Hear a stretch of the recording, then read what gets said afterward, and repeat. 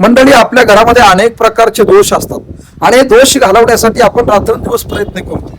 मग आता त्या दोषांमध्ये सगळ्यात महत्वाचा दोष जर कोणता असेल तर तो पितृदोष असतो. आणि पितृदोष हा प्रत्येकाच्या घरामध्ये थोड्या फार का होईना प्रमाणात असतो, सगळ्यांच्याच घरामध्ये असतो. घरामध्ये पितृदोष असण्याचे काही लक्षणं असतात.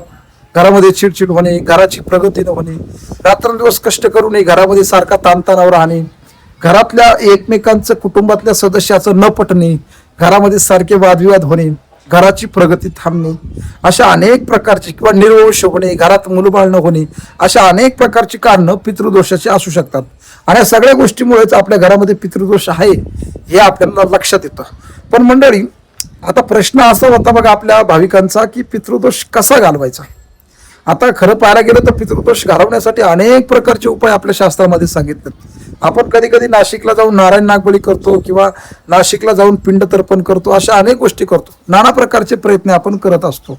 परंतु मंडळी, पितृदोष घालवण्यासाठी एवढे उपाय करण्याची काही गरज नाही.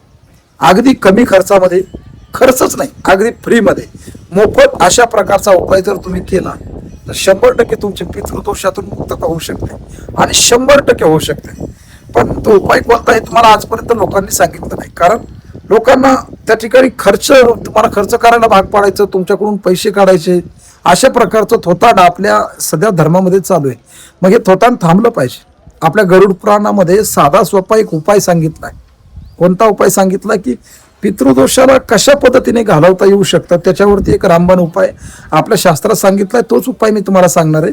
त्याच्यामुळे एकाही मिनिटाचा विचार न करता हा व्हिडिओ तुम्ही शेवटपर्यंत नक्की बघा. रामकृष्ण हरी मित्रांनो, मी एकनाथ महाराज भांबळे, नाथ महाराज या युट्यूब चॅनलमध्ये मी आपलं मनापासून स्वागत करतो. मित्रांनो, तुम्हाला सगळ्यांना माहिती आहे की आपल्या गरुड पुराणामध्ये सगळ्या विधी सांगितलेल्या आहेत. अंत्यविधीचा तर सगळ्यात मोठा नमुना गरुड पुराणामध्ये आपल्याला सांगितलेला आहे. गरुड पुराण काय सांगतंय की पितृदोष घालवण्यासाठी कोणता उपाय कमी खर्चाचा मोफत करता येऊ शकतो. तो उपाय एकच आहे मंडळी. 5 धान्याचं पीठ आपल्याला त्या ठिकाणी जमा करायचं. 5 धान्याच्या पिठाचा उंडा करायचा आहे, कणिक मळायची आणि ती मळल्यानंतर त्याचे काय करायचे, आपल्याला 5 दिवे करायचे. आणि ते 5 दिवे आपल्या गावामध्ये पिंपळाचं झाड असेल किंवा गावाच्या बाहेर पिंपळाचं झाड असेल, त्या पिंपळाच्या झाडाखाली संध्याकाळी अमावस्याच्या दिवशी लावायचं. कोणत्या दिवशी? अमावस्याच्या दिवशी त्या ठिकाणी पिंपळाच्या झाडाखाली आपल्याला कणकेचा दिवा लावायचा आहे. आणि तो दिवा लावल्यावरती पिंपळाच्या झाडाला आपल्याला 5 प्रदक्षिणा मोजून करायच्यात. आणि आपल्या घरातले जे पूर्वज असतील त्यांचं स्मरण त्यावेळी करायचं. आणि त्या पिंपळाच्या झाडाला नमस्कार करून त्या ठिकाणी प्रार्थना करायची, हे पिंपळ वृक्ष, तुझ्यामध्ये अस्तित्वात असलेला जे भगवंताचा अंश आहे, त्या भगवंताच्या अंशाला माझा नमस्कार आहे.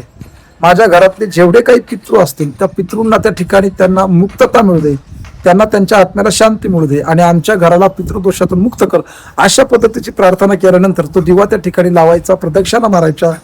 महिन्यातून एकदाच अमावस्या येते, त्या अमावस्याच्या दिवशी हा उपाय आपल्याला करायचा आहे.